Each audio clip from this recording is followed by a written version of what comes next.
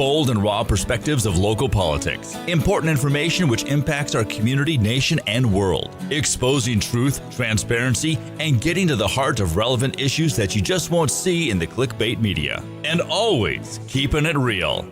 It's the Michelle Tanner Podcast. But I won't back down. Hello, everyone. Happy New Year. I hope everyone had a very Merry Christmas and a Happy New Year. We've got big inauguration day coming up here pretty soon. I'm headed out there for that, so I can't wait. I am hopeful for the days ahead, but that does not mean that we are totally out of the woods here. So I'm really excited here in a minute to introduce you to our awesome guest today. First, I want to give a quick shout out to a couple of our sponsors. We have Bella2 Medical, that's BELLATU medical.com. Check them out. Anything from IV hydration, vitamin infusions. There's a big need for that this time of the year, especially lots of illness going around. Telemedicine visits all over the country. And then here locally in St. George, aesthetics, all things facials, chemical peels, injections, exosomes, laser treatments, you name it. Check out Bella2medical.com. Also, the St. George Sunrise Market. Don't forget about this awesome market every Saturday at Segmiller Park. Awesome to support local businesses from 10 to 2 every Saturday. Check out the Sunrise Farmers Market. All right, so joining me via Skype, because he's in Texas, y'all, we've got Joe Penland. Joe from Texas, thank you so much for joining me today. Michelle, thanks for having us on. We do appreciate it. Absolutely. And if it's okay, Joe, I want to just read a little bit of your bio. Is that okay? Just so everyone can get to know you in case they don't already. So Joe from Texas is a family man with children, grandchildren, and great-grandchildren. Wow. Who has had tremendous success and lived the American dream. His beliefs are both straightforward and deeply held. He believes in God, his family, and the United States of America. Joe began his full-time working career in the late 1960s in the oil field shipyards, then ironworking, carrying his tools, and climbing hundreds of feet in the air. He traveled all over the country, hanging iron on many buildings and bridges in the Gulf Coast region. Joe recognized that after a large rain, the ground conditions prohibited all work using heavy equipment, and this, of course, prevented him from working as well. As a company man and a quick learner, Joe realized that if he could help the company continue to work during wet and muddy conditions, he could continue hanging iron and could better support his family. So he borrowed $2,750 and purchased the materials needed to build what would become the first 10 crane mats that he built. His mats were a huge success, allowing him and his company to continue working in poor weather conditions. Soon after, his employer asked if he could build more mats. A word spread, other companies requested mats as well, and Joe's family-owned company was born. In the following decades, he would patent several designs and grow the company into the oldest and one of the world's largest manufacturers and suppliers of ground protection and construction mats. Through the years, Joe's business has continued to grow through hard work and innovation. He has continually worked to improve his products and develop new products to meet emerging needs. And during this time, he has come to hold many patents. Joe also has experience in the banking industry, having served on several bank boards, public and private, for over 26 years. Additionally, he served almost 3 terms on his local school board, a partial term followed by his election to 2 additional full terms. Joe's faith has been a pillar in building his business, as he has always sought to follow the golden rule of treating others the way that he would like to be treated. Building personal relationships with others has been a major contributing factor in his success and has led him to seek to give back. Joe, his company, and his family have long been involved in a number of charitable organizations that seek to help those who are in need. They believe the best America is one which fellow citizens look out for one another instead of waiting on the government as the main source of help. Amen. Joe, that's an amazing resume there. And you recently got done touring with Tucker Carlson as well. Is that right? That is correct. We had 16 stops across the United States with Tucker and a host of guests. We sure did. Wow, that's so awesome. So maybe let's first talk about your background and what really got you involved. Obviously, I read some of your business background, but how did you get it more involved politically and, what led to your passions? I know you're passionate about the national debt. Tell us a little bit about that. Well, I was raised on Social Security in the 50s when my father got sick and then passed away. And then when it came on the radar screen to me that Social Security was going to run out in, well, at that time, about 10 and a half years, and I thought that, that was unsustainable for America to have the elderly people take a cut in pay when they've paid it in and their employer matched it. I don't view it as an entitlement when you pay money in and your employer matches it, like in a 401k here at our local company. That money belongs to you. It doesn't belong to me anymore, and I shouldn't squander it or spend your money. I should have that money when you're ready to retire.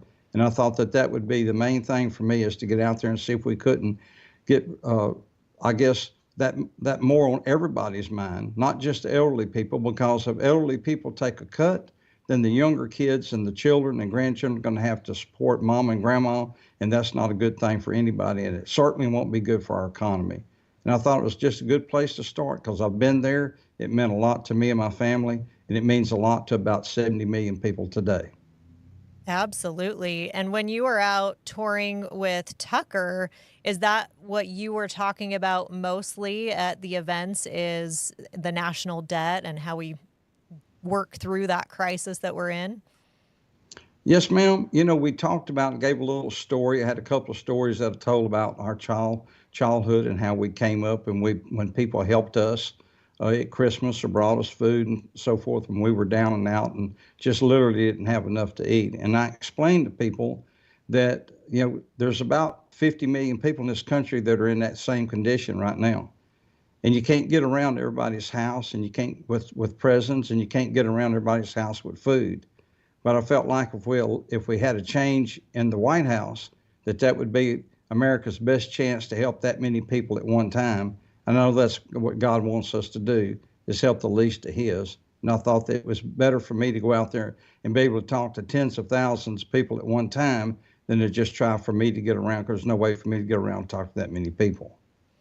Yeah, it always gets me when I'll have people say, because I'm for very limited government and the proper role of government, which I believe is to protect life, liberty, and property. And obviously, as a Christian, I am also passionate about we take care of our fellow men. And I'll have people say, well, how could you possibly be against the government and funding all of these programs because you're a Christian? Shouldn't you be taking care of these people?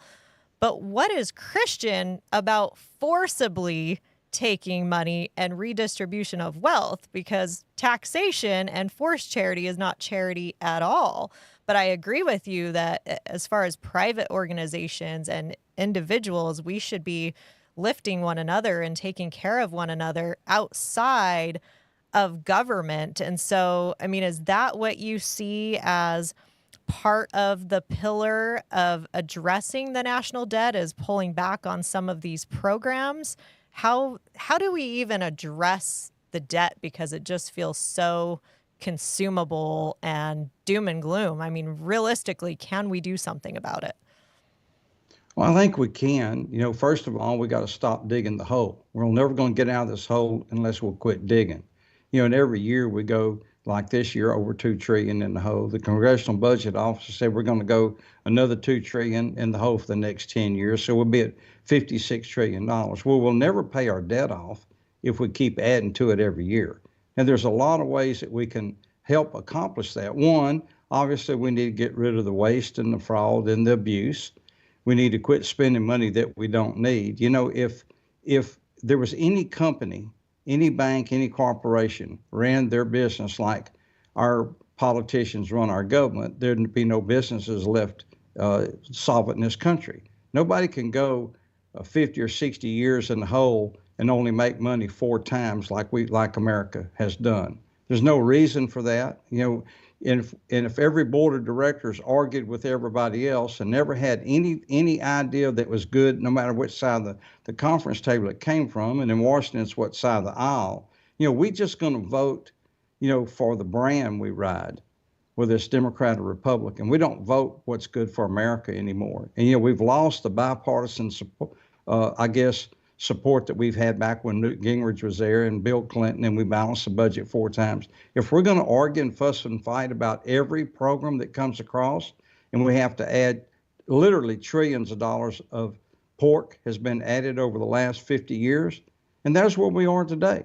We're not going to vote for anything that's good for America unless you put something there that's good for my state, whether I need it or not. Well, that's not the way you run a business, and it's surely in the way you run one of the strongest country in the world, and that's where we are. We're the superpower. We have a role in the world, not just America, and we have to sustain where we are, and that's what we've lost track of. We're going to fight about everything, and we'll never get anything done. Yeah, I totally agree. And like you said, it's not this Republican versus Democrat issue because, as a Republican, Republicans spend a heck of a lot more money than what I would want them to spend, in several administrations and instances. So both of them, both sides, are certainly guilty of needing to rein that in for sure. And, like you said, everyone's got their pet project and suddenly it's okay to spend money over here as long as it's benefiting this person. So, yeah, I agree with you. What do you think about Vivek Ramaswamy and Elon? Do you think those two coming together, are we going to see some true results from their new positions? Well, certainly both of them are highly successful in their own right. They're billionaires, and they didn't get there because it was handed to them. So they know how to manage business and manage money and manage employees. And, this country is the largest business in the world. We have a tremendous thirst for products. We just don't build enough of them here, and we waste too much money. So if they'll put some sort of business savvy on what goes on in Washington, if we're too fat over here, we need to trim it back. If we need to do something different over here, if it's not working, well, surely you have to say, this isn't working, I got to change it, I got to do something else. But we've been doing what doesn't work for a long time in Washington because it's popular with this side of the aisle and that side. And I agree with you. It's a bipartisan problem. It's not just a Democrat or Republican problem. We can split it right down the middle. If you look at the last 24 years of the administrations, we've had 12 years Democrat, 12 years Republican, and we went way in the hole right down the middle.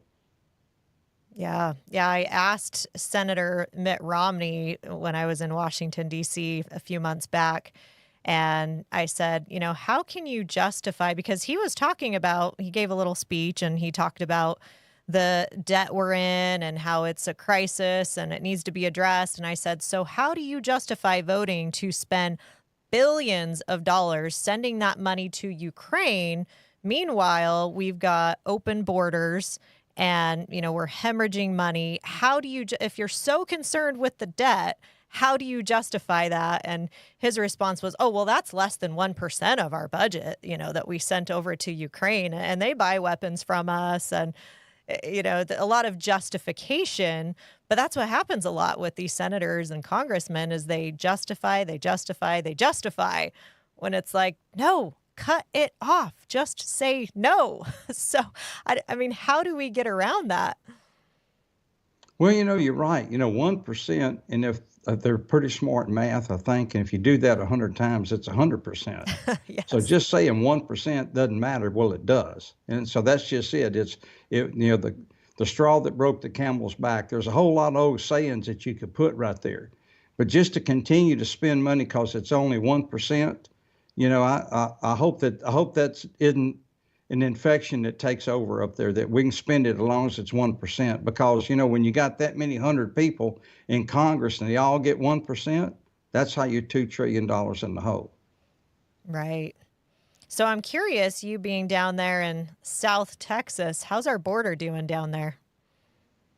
Well, it's hemorrhaging a lot of problems down there. We've got tens of thousands of people coming across the border, and a lot of those people now are all up through the rest of the United States. It's a huge problem. It's a huge problem for Mexico also. You got about 160 countries of people coming through their country. to get here to America. But, we kind of put the welcome mat out there that this was the best place to come, whether you were legal or not legal, and they just opened the doors and let them in. Immigration's a great thing. We've had it for a long, long time, all the way back to Ellis Island. And we need to control our border and bring people in here of the right quality of people, the right amount of people that want to make America their home and want to work and abide by our rules and our laws and be part of this great country. If you do it that way, it's a good thing. But we have to close that border. We have to get back to what we know we can do. Anytime an administration changes, the new administration unfortunately comes in. If a program's good, they're going to abandon that program because they don't want the prior administration to get credit for it. Luckily, in this situation, or maybe not luckily, we can abandon most of the programs we got today because they're all failing. Yeah, absolutely. Yeah, I'm sure Texas, especially in those border, I mean, really every state's a border state now. I mean, even here in Utah, where you've seen huge influxes, 600% increases in illegal drugs coming through, fentanyl. And where is that coming through? That's coming through Mexico. Where is that going? That's initiated in China, from China to Mexico. Now here in, Utah, little small southern Utah, we have this huge influx of drugs. So yeah, I think that was a huge part of why so many demographics voted Trump is you can only gaslight and lie to people for so long saying, oh, the border's not a problem. There's no issue, when we can see it right in front of our faces. And I'm sure, especially from your vantage point down there in Texas. Yeah, it's really strained our local law enforcement because a lot of our highway patrol have to go to the border and they rotate them out just to assist the border patrol down there. And that leaves the local neighborhoods with a skeleton crew of law enforcement here on the street. And we've seen the crime creep up here because of that. We've also seen the crime creep up here on car theft. I mean, they'll come up here and they'll steal a car and they drive it right straight back down to the border that night. So, there's a lot of problems across this nation, and we need to address those problems. There's a lot of problems around the world, and we need to address what we can and stay out of things that we can't fix, because all we're doing is digging this hole and making it worse for the American people. I'm of the opinion that you take care of your home first and you take care of your family first. If we have things left over, I'm as charitable as the next guy, but I want to make sure America stays strong for the next 100, 200, or 300 years. We're not even 250 years old yet, and we run our debt to $36 trillion. It'll be $56 trillion. I mean, we have completely abandoned all of the principles and the advice that we've got from go to Washington, go to Eisenhower, you just name them. They've all talked about watching our debt and being careful of this war machine. And we've got too many people that love the war machine and think that's the way we need to make money. What we need to do is quit buying so much from these other foreign countries and build it here. We don't have to just build rockets and bombs. Right. Yeah. Amen. So I've been hearing some predictions of big economic collapses and crises ahead. What is your prediction? I mean, we've now seen, this sweeping victory from President Trump amongst all demographics. We've got now a Republican House, Senate. What do you see now, for these next 1, 2, 3 years? Any predictions moving forward? Well, I think we'll see a lot of good in the next 2 years. And I think if the administration does a good job in the next 2 years, they'll hold the House and the Senate for the last 2 years of his 4-year term. We do a real good job, then hopefully we'll see another Republican get in the White House in 4 years. This is not a 4-year fix, obviously. We've gotten into this situation over many decades in many administrations. We have got to, if we could get in here for 20 years in a row and do what we need to do with cutting the spending, cutting the waste, encouraging manufacturing back in this country, and getting this country where it needs to be, then we'll make a move. But you got to quit spending $2 trillion over what you take in. It doesn't matter. If that's where we're going to be, then we'll never get out of debt, and we'll lose our position in the world as a superpower, and then we'll lose our position as a world currency, and then we're in a pitfall. It's going to continue to spiral downward. I was with Vivek at his house, and he called it a downward spiral, and he's correct. We have got to put the brakes on, or this thing's going to get completely out of control. I'm not going to say that America is doomed financially. We're too strong a country to be doomed by 36 trillion in debt. But we got to cut the spending out, and we got to reverse this, and we have time to do it. And I think for surely we have the administration to make those changes.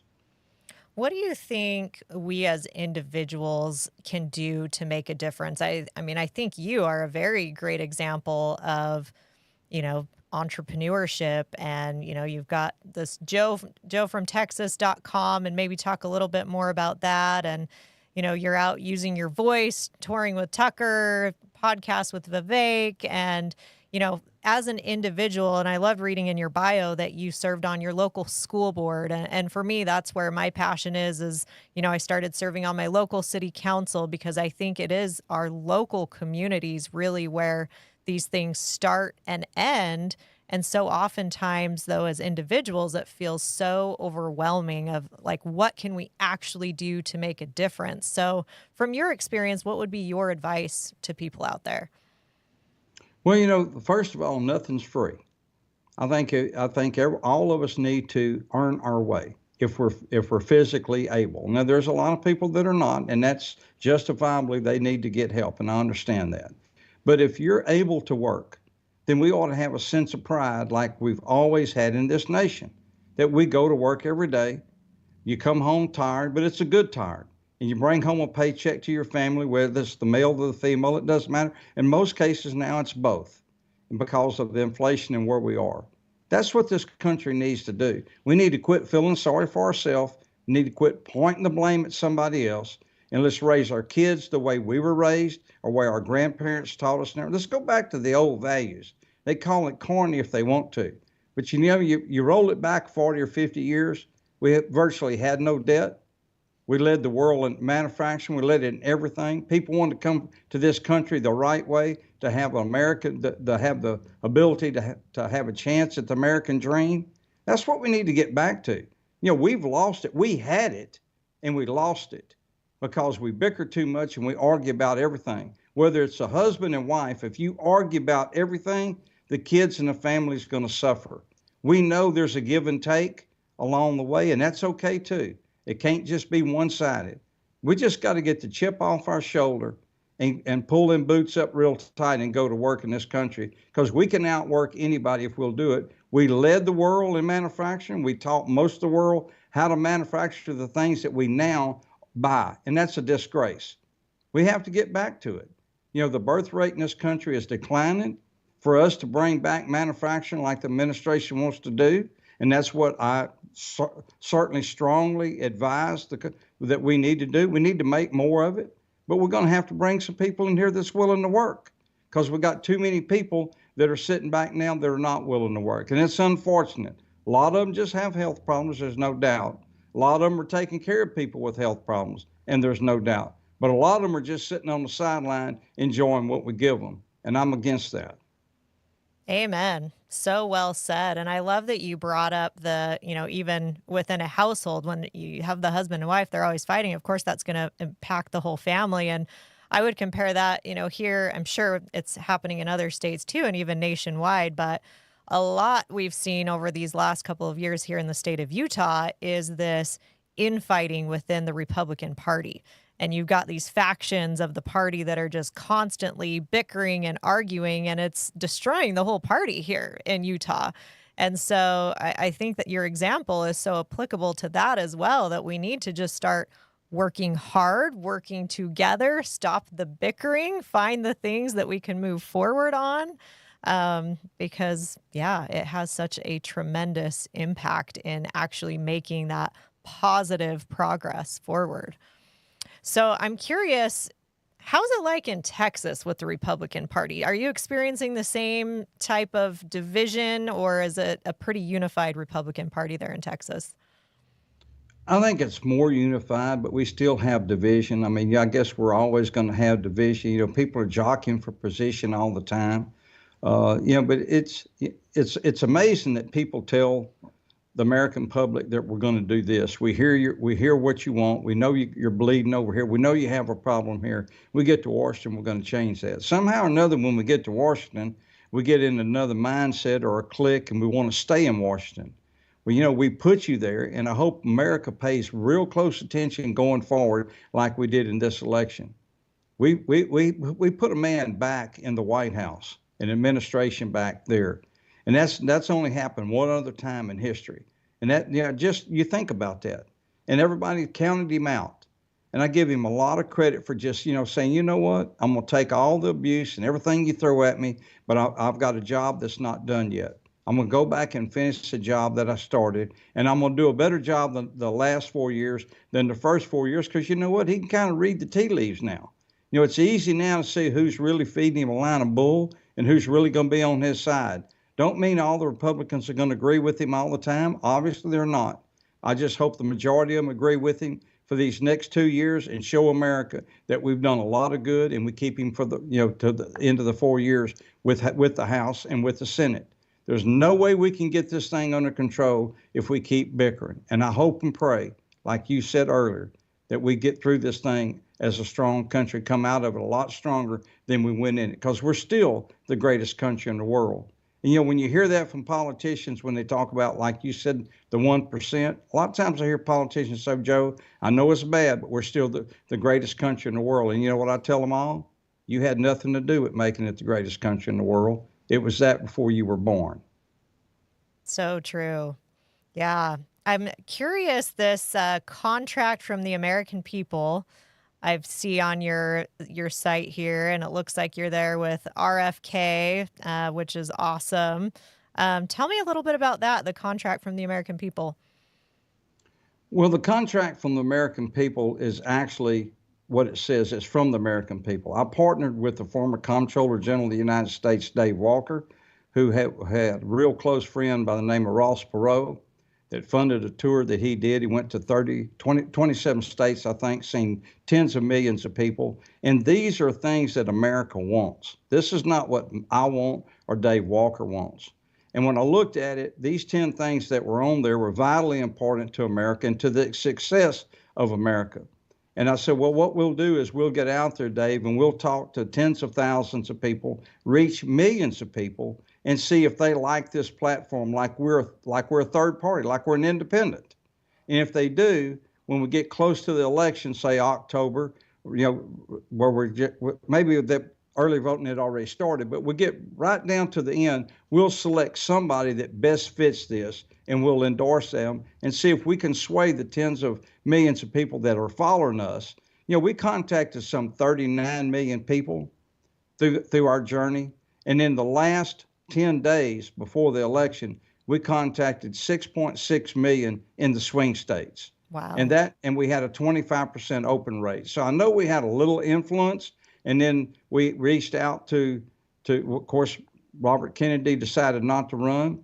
I think it was No Labels decided not to have an independent. So it got down to Donald Trump and the Democrats. Well, easy choice for me. So we reached out to them to see if they wanted our endorsement. We would not do anything without their approval, and they welcomed it and appreciated it very much. So we did that, and when we did that, 6.6 million in the swing states heard that plea, and I hope we made a difference. Oh, absolutely. It's just, if there is ever a comeback story, it's Donald Trump. I mean, to go from having the judicial system weaponized against you to a fabricated insurrection, manipulated to try to bring you down, to, everything in between. Even trying to take his life. It's just amazing to see what he came from to, getting the record number of votes that he had. And I think a lot of that is to thank people like you who were proactive and getting out there and helping in these swing states. RFK joining his team, and Vivek and Elon, and really this team Tulsi surrounding him. I think without them, it would have been much more difficult, and without really proactive people like yourself. So thank you for taking a stand and, making this mandate happen that we saw this fall. Well, he certainly has the strongest bench of any administration. I mean, you just look, he's got 5 people with him that could be president, and probably some of them will be president some in the near future. I mean, he's got an awesome group of people behind him. And when you name them, they're wealthy people in their own right. They don't need the headache. They don't need the abuse. They don't need the family problems and things that come with this, but they love this country. I mean, you look, he's got a couple of Democrats with him now. You named Tulsi, you named Robert Kennedy Jr. Those people did not leave the Democrat Party. The Democrat Party left them. So they had to make the move to help America. I mean, that's in their heart and soul to work for the American people. My hat's off to them, literally.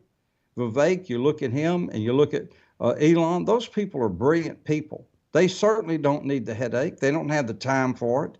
You know, they've got a lot of other things to do. And JD, I hope JD does an excellent job. I hope he pays real close attention to Donald Trump. I said on tour that I hope he goes to the University of Trump for 4 years and makes straight A's. And hopefully he'll help lead the party forward, or maybe one of the other 4. I mean, we got 5 people that we can choose from. And, you know, the party's never had that before. And 2 of them are Democrats. So that's a big thing for me. Absolutely. So where does Joe from Texas go from here? You know, you made a huge impact in this election. Obviously, you're very passionate about the national debt. Where are you going to continue to go and focus on? Well, we're going to try to focus on the Social Security. You know, we need a commission like Reagan did in 1981. He put a commission together. Alan Greenspan was head of that commission, and he was not your Fed chairman at that time. It took them about 18 months, and they came back with some proposals to him. He got overwhelmingly bipartisan support, got it passed, and that has kept Social Security solvent. Now it'll be up to 50 years when it runs out in 33. I'd like to have some hand in that, or at least keep promoting that. I think that would be very important to me and to many, many Americans. That would be one thing. I'd like to see some immigration reform. You know, we've got about 10 million people in this country that have been here, been working 5, 10, 15, 20, 25 years. And the only thing they ever did wrong was they overstayed their visa. We had people that came in this country that were vetted by America and vetted by Mexico to come here and work. And they were scared that when the year came up to go back to Mexico to re-up their visa. But they've been here paying taxes, raising children, paying a house note, putting a job first every day, you know, whether it was shingling roofs or framing houses or putting down blacktop or whatever they've been doing. They didn't come across the border illegal. They just stayed longer than what their visa was. I mean, a lot of people stay longer at a lot of things. Every once in a while I come out and the parking meter's over. I either put another 50 cents in it or I got a ticket. But it wasn't that I was illegally parked. It's just I stayed too long. You know, it's hard to really take all these people and put them back into Mexico when what we need to do is get rid of the bad actors, the people that have come in the last 4 years, or we'll just take it back a decade. But if you've been here and you came here and you worked and you've got good moral character, you don't have a criminal background at all, you've got a job, you're not dependent on this country, you're contributing to this country, look up. We got a shortage of workers in this country, and we're better to get it than somebody that's been here 5 to 25 years. I'd like to see some reform there. We have a law on the book called the Registry Law that started in 1929 about people that came into the country illegal, but how they could get to where they could have a legal work status. Doesn't mean you're a citizen. That's been updated. The last time that was updated was in 1986 when Reagan did it and moved the date to 1972. There's ways that we can get where we can work people in this country and get this country back where it needs to be. If we're going to be the superpower like we've always been since World War II, we have to manufacture more, and it takes people to do it. And we want hardworking people. And I don't want anybody in this country that hasn't broke the law other than staying too long. How many of us hadn't stayed somewhere too long? If that's their only crime, I think we need to fix that, and we need to fix it sooner than later. Yeah. So are you finding yourself, you know, in order to make these things happen and come to fruition, are you mostly focusing on meeting with our senators, our congressmen, obviously the Trump administration, or has it been more a focus of gather? I mean, you mentioned millions of people essentially in your network that was involved in the contract with the American people, or is it mostly gathering the people to be one voice to then, go out and reach their congressmen and senators to actually make this happen? Well, I think it's going to take all the above. I'm going to stay making trips to Washington, and I'm going to continue to talk when anybody will give me an audience to talk to.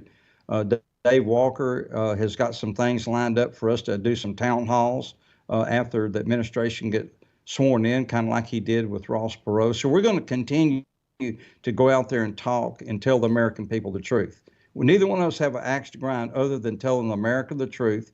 He's a grandfather. I'm a grandfather. You mentioned I'm a great grandfather. I've got number 10 on the way as a great grandchild. So I'm truly blessed. Me and Linda could not be any more blessed than we are. And I'll spend the rest of my life trying to help the American people. That's so awesome. So I'm curious, where you just got done touring with Tucker, what was that like? What's Tucker like in real life? Well, he's funny in real life too. He's funny on the stage. He's serious when he has to be. We had some real serious conversations. We had a serious conversation the night that Donald Trump Jr. was there. Me and Tucker's over in the corner having a good conversation, and Donald Trump's talking about bear hunting. So it was really awesome. I got to spend a lot of time. I got 3 separate times to spend with Robert Kennedy Jr. One in Las Vegas. We sponsored a debate for the independents in Las Vegas because I wanted everybody to hear all sides. And Robert Kennedy was going to be there. Then he decided not to debate, but he would also get out there and talk for about an hour. So me and Dave Walker was on stage for 10 minutes before Mr. Kennedy came out there, but I got to visit a long time with him in the green room before he came out. Brilliant man, loves this country and loves both parties. He loves America. I guess if you looked in the dictionary and looked up the word Democrat, you'd see the word Kennedy. But he's an American first. He's not a Democrat first. That's what I love so much about RFK, and I'm really excited for his position. I'm a nurse practitioner, and coming from the medical background and seeing all the garbage that we saw during COVID and the propaganda and these injections being forced onto people, to see someone of his caliber who has done the immense amount of research that he has into the FDA, the vaccines, the CDC, I just think he is going to be such a blessing in that position for America. And what I was so impressed about with him is he was so genuine when he talked about his decision to ultimately support Donald Trump. And it wasn't about him. It wasn't about a party. It was about, like you said, putting America first. And I love that he said that he would pray, that he's been praying every day for the last several years, that God would put him in a place where he could help America's children. And I think that he's in an amazing position to really, truly help our children and this country. So yeah, that's what a cool opportunity that you've been able to interact with him as well. So yeah, Joe, we are down to just a couple of minutes. I'm going to give you the floor. Anything else you'd like to talk about? Well, I got a lot of confidence in the American people. I mean, we're not, we may not all have a degree from Harvard or one of the other big universities, but we got common sense. And we're tired of the lying, and we're tired of the arguing and the bickering, and we want to see something positive for this country. We want to leave this country hopefully as good, if not better, than we found it for our children, our grandchildren, and future generations. We need to put all the bickering aside and just do what's right for this country. Me and Linda was on a plane one time, and the plane got in trouble, severe turbulence, and it got real quiet, and the pilot came on and told us that he was going to take it up to a few thousand feet more, and he would delay us getting into town, but we'd get there. When that plane touched the ground, there was nobody speaking. You couldn't hear anything, but you seen everybody with their eyes closed and praying. All of us wanted the same thing. We were hoping and praying that we had the best pilot American Airlines had, and guess what? We did. We didn't care if it was a Democrat, Republican. black or white. I just want the best for this country. And you want the best for your family, and all of us should. And that's where this administration's headed right now. That's why the Democrats and the Republicans have joined to be on that team. Amen. So well said. And it was probably my dad flying that plane because he's a captain for American, and I think he's the best pilot out there. So awesome. No, what a great analogy to share. Thank you so much, Joe, for coming on and all you're doing to help America and your grandchildren. So let's do it again sometime. Thank you so much. I appreciate you letting us come on. God bless. You too. Take care. Joe from JoeFromTexas.com. Thank you.